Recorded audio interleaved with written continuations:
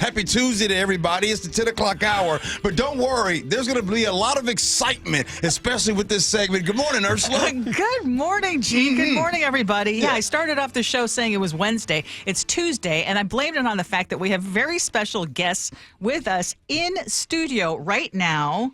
And I don't want to make them awkward, so I'm not going to tell which one of them I have a crush on. But here we go. Here we go. What's new at 10? And we do have Doug Baldwin and Cliff Avril here in studio. And first of all, good morning. Good morning. She's talking to you first, Doug. Good morning. Good morning. Well, okay, I'm just going to get it out of the way. Get it out of the way, yes. You and I are part of the Part Filipino Club. Yes, we are. So already, I mean, so Yeah, that's the reason. We on the same page. Yeah. We got it. Okay, let's get right to business, though. Something really cool and something close to your guys' hearts is coming up, and it is Champions of Change. And I had a chance to watch your game last year, and that was a blast. So I was hoping that you could share with us what's coming up. Go, Doug. Yeah, she's talking to you. She clearly wants to talk to you. Go. No, I want to talk to both of you, but I'll start with you, Doug. Yeah, start with Doug. No, it's a great opportunity for us to come together as a community and celebrate community, celebrate some tremendous organizations doing great work in the community, and then having some fun playing a basketball game. Now, I will say it. Go ahead. We're not competing just yet. What you mean?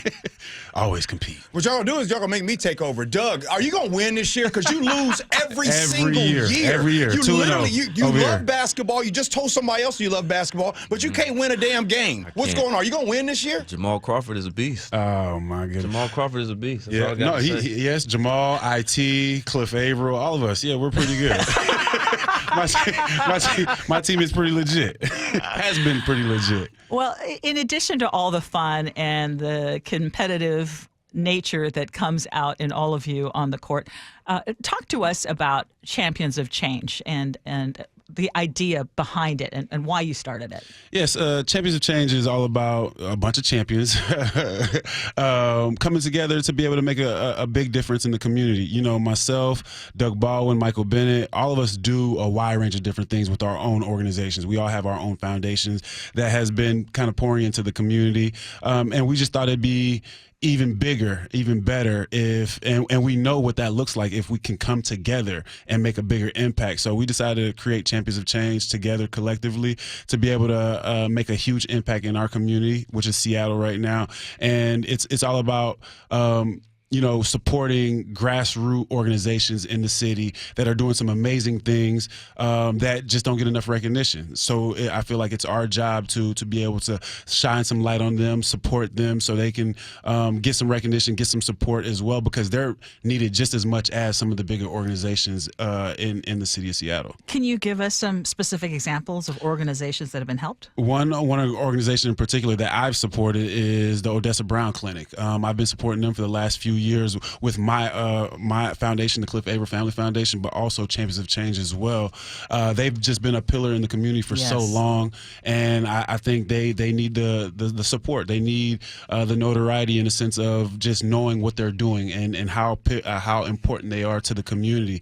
So I've been supporting them, and then Doug and Michael Bennett, they've supported a couple other different organizations as well in the past year, and we've seen the growth. Like Dignity for Divas, a organization we supported last year, and just them getting that spotlight, them seeing people knowing more about them, they've grown so much just in the last year, and it's awesome to just again be able to use our platform to be able to shine light on these organizations. I want to talk about Dignity for Divas. I love my girl, the founder and director, Nikki she's awesome. Butler.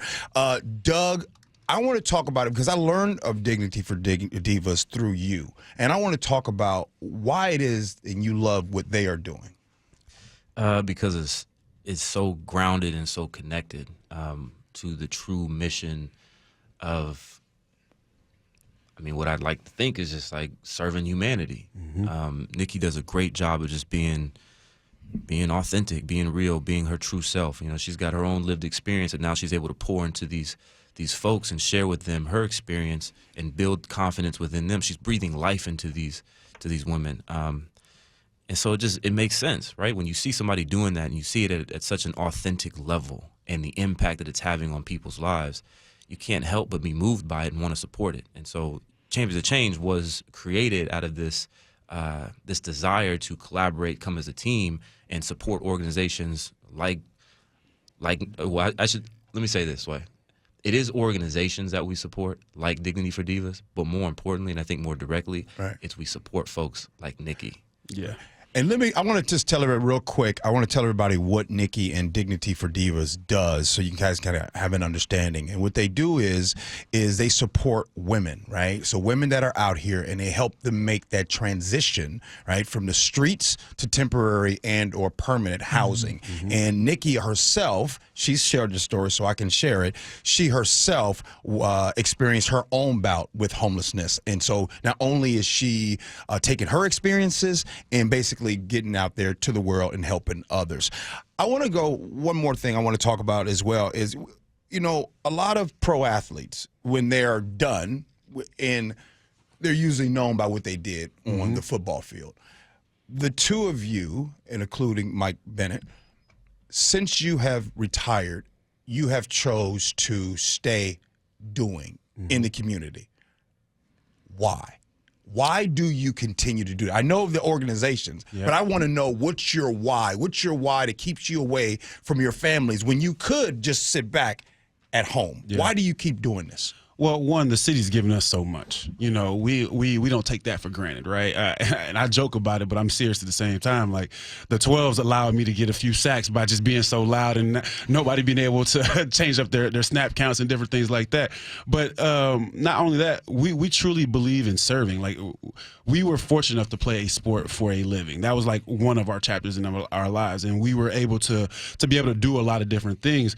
But we truly believe that was just a stepping stool to be able to do more things in community and changing lives and being able to serve people.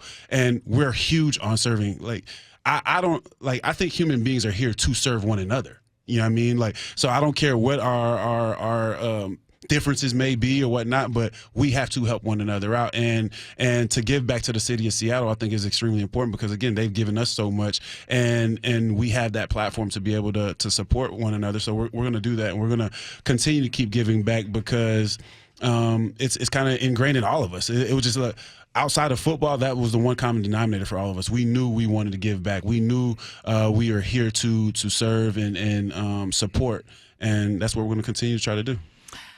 Well, to piggyback on that question, I know for a lot of professional athletes, it is hard to transition from, you know, being in the headlines and being on the field and just getting all that attention, and then you hang it up, and then all of it's gone. Yeah. How did you, and I'm going to ask you specifically, Doug, first, how did you talk to us about that transition? I mean, you were, you know, very much a superstar. Go ahead. Well, no, both of you were superstars, but it was a big transition. But somehow it seems like you have kind of eased into this life after football. Yeah, I'm glad you think that. Make it look good. Yeah, no, the transition was a very, very challenging one. And I've said this before, and I know, Gee, you and I have had several conversations about this. So it was, I'm not a doctor, but I would say for about 8 months after I retired, I was in a clinical depression. I have no doubt about that. And the thing that I think, or there was multiple things around me that I think aided in my transition back to balance and back to health. One of those being my wife. My wife is she is an incredibly gifted person when it comes to compassion, patience, kindness, and grace. And I needed that desperately. You know, yes, obviously as a young man making this leap from a previous career, now going into fatherhood, because my first daughter was born 3 days after I retired. So then having that transition, there's just a lot of things I had to learn. And I failed at a lot of those tests early on. And my wife was incredibly gracious and forgiving. And so having that support definitely was kind of the pillar and the foundation of me getting to a healthier balance. But on top of that, I had great teammates that have become friends and family that I could lean on in those moments and talk to. And you know, Cliff and I had a number of conversations. Mike B, KJ, who we're going to hear about in a couple of weeks. You know, just I had folks around me that really poured life into me, and I needed that. And aside from just the transition from football, right? Because to your point, you score a touchdown and you get a sack, and there's 80,000 people screaming your name, right? That does something to you, and then to not have that. For me personally, it was like, well, if I'm not having that validation of the performance on the field or performance in life, then where is my validation coming from? How do I know what my value is if 80,000 people aren't screaming my name? And so with that void comes a struggle. And then you have to rewrite and unprogram yourself to understand, like, no, my value comes from something greater, comes from the love that I have of my family, from serving the community, and from a bigger picture, which we don't have enough time to talk about, but that's a conversation for another day. I went through it was a challenging time, but I can say affirmatively that I am back to balance, that I'm healthy as I've ever been, mentally, spiritually, physically, emotionally, all the things. And I'm grateful to be in this room with you all, having a conversation, being healthy. I appreciate you being that vulnerable, because I think that we have assumptions and think that transition is really easy, but don't realize that it is very difficult. And Cliff, you have been someone who, and I have admired just how quick you are to help in times of need, when even outside of this country, when things are going awry, that you step up all the time. And Gee has a saying that how you do anything is how you do everything. Is there a motto or something that you use as a guiding force for you? Is the saying? I wouldn't say I have a motto or anything like that, but where the serving component comes from is, so both my parents are Haitian immigrants. Both of them come from Haiti, and they came in the 80s, and their main reason for coming to the States is for the opportunity to be able to work, to be able to provide for their family back in Haiti. And I just recall different situations growing up where, my mom and her best friend would alternate on who would get the late bill that month, on their rent, because they were going to send half their paycheck back to Haiti. So they were going to be late on their rent.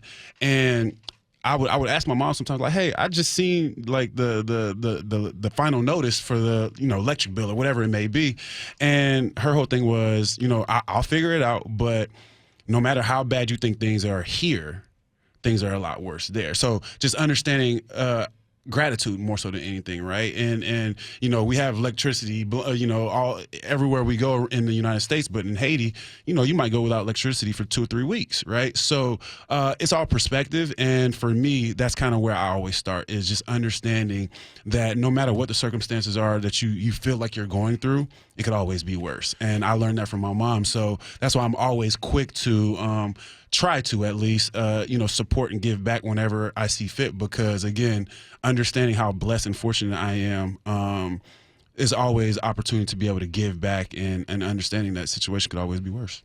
June 23rd. The magic happens. Climate Pledge Arena. June 28th. Yes. Get it together, G. Come on, G. The Gala's the 27th. Okay. Well, there's a paper that's in front of us right now that just says 23rd. But okay.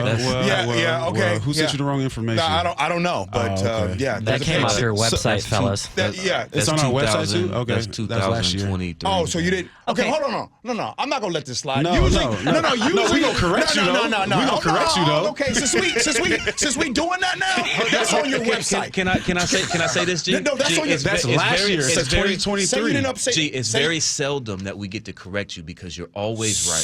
I'm not giving you that much credit. No, say you didn't update your website. Just say that. Or y'all just looked at the wrong date. Oh. Either way, we're here to correct it. All right, G? Okay, let's give him. June 27th is the gala, and June 28th is the basketball game. Okay. All right, we dwelling on the past. All right. We apologize. And the best way for our listeners who just love both of you, the best way for them to help out would be to do what? Go to championsofchange.org. Champions of Change Foundation. .org. Oh, yeah, my bad. Hey, we here correcting each other. Hey, that's what teamwork is about. All right. Anyways, you can go to the. I started the show saying it was Wednesday, so don't even feel bad about it's Tuesday, exactly. So we're all off right now, but you can go to the foundation, to the website to see some of the different things that we're doing as an organization, but also get more information on the gala and the basketball game. The basketball game's a blast, and more so than anything, everything is all for a great cause. It's all for it. We're here to have a good time. We're here to bring the community together. We want to kind of bridge that gap between when the Supersonics come back and for basketball for the city of Seattle. But also, again, it's all for a great cause. Okay, let me just don't go to commercial. Don't do that. No, Hey. we'll give you extra time. We got 2024 yes. detailed Okay, March 27th on the website. Yeah, right. See, if you go so somebody here printed it off wrong. So you want to throw somebody else on the bus? See, you a bus driver today. Trust me, whoever printed it, they won't take. Listen. What do you got? championsofchangefoundation.org. When you go to the website, it Yeah. says right there on the front page, What it say? 2024 details coming March 27th. On Thursday. Okay. Okay. We All right. got We ya. thought we Wednesday. thought we would come here and have a session with y'all before we announced to the rest of the world. Well, see, we Can you appreciate that. can you guys give us a sneak peek? Can you give us a player that's going to be playing in the game? Can you at least give us that sheet? Give us one player that we don't know about. We know you guys are playing in the game. Can you give us a celebrity that's going to be playing in the game? Go for it. Who can we roll out? Mike Bennett. Well, Mike Bennett will be in the building. but he'll be late. Y'all laughing because it's true. Anyways, can you give us somebody else outside of the three of you that will be at the game? I mean, come on, man. Like, who's MVP? Who do you want on your team? They all want Jamal Crawford because Jamal Crawford wins every time. He's the all I know is this: Godfather. Doug needs to win. He literally has gone 0 for what? 2? Yeah, 0 for 2. 0 for 2. He has to win. I'm 2-0. Jamal had 20 points the first game. Then he hit the game winner last game. Yeah. You know, so it's there's only so much I can do against the Hey, but I'm listen, saying it's not for lack of listen. effort. I watched last year. Yeah, it's not lack of effort, but I get my GM on, and he hates how good of a that's GM what it I is. am, and That's what I it is. draft really well, and my team has been beating them. That's all. Did you draft Isaiah Thomas, or when Isaiah said I that he was down to drafted. play, you just put him on your No, team? Well, I had and the when he next showed pick. up, I'm I had the next pick. You just put him in your jersey? I Like, had what? the next pick. Okay, Doug. guys. By the way, this is all the time. This is I literally. know. I can This is see how real radio. This is I can real. see how this goes. Yeah. But either of you have any plans for political office in the future? Cliff? That's more Doug speed right What? there. Yeah, I'm here to support. I'm here to support and serve. Doug would be. I can see Doug in office someday. Yeah, Doug, I'd be your name frustrated. has been brought up a few times. Would that be something of interest to you any time in the future? I think I'd be very frustrated. I think, look, thank you. I'm flattered. But at this stage of my life, focus is on my children and my family. And if I can serve the community through the vehicles that we're using to serve the community, I'll do that. Somebody is going to go away from this. Can you give us one reason why they have to be at this celebrity basketball game? What's one reason, like, you have to be here on this day at Climate Pledge Arena because Doug's going to win this year. Wishful thinking. So in addition to that, I think what everybody remembers from our time here in Seattle with the Seahawks is the culture that we built, the camaraderie that we built, the vibe that you feel and you felt when you walked into the stadium. It's one thing when you are on a team and you feel confident about the players next to you and you're going into, for the lack of a better word, a battle on the football field. It's another thing when you know you're stepping on the field and you're going to win. And there's no doubt that you're going to win. Ooh. It's a certain culture, it's a certain vibe. We get to bring that to the city that adopted us, that supported us. We get to bring that to them in a different avenue, in a way that we all think that we could and should have played, a sport that we think we could have played, basketball. So the competitive spirit is still there. But bringing the community together for a good cause, serving the community and highlighting these organizations and doing it together as a community, what else could you ask for? It was a lot of fun. I will say that. I'm going to have to go again. You guys are okay in my book. I appreciate it, G. You all right? Listen, I don't care what Ursula say about you. You all right with me? You okay? You okay with me? I say great things. By the way, we didn't fight today. Yeah, I know. That's not bad. It's still early though. Yeah. Y'all got into it before we got on air. What are you talking about? Oh, No, that had nothing to do with me. No, you wouldn't move out the damn way. This is my chair. Look, we on camera. It's not I'm your right chair. next- How is that your chair? Hey, that music You just typically means got they here, ready to bro. go. All right. We're only 5 minutes late. Champions all of good. Change. You got to make sure go to their foundation, go to their page, and check them out. Championsofchangefoundation.org. June 28th. June 28th.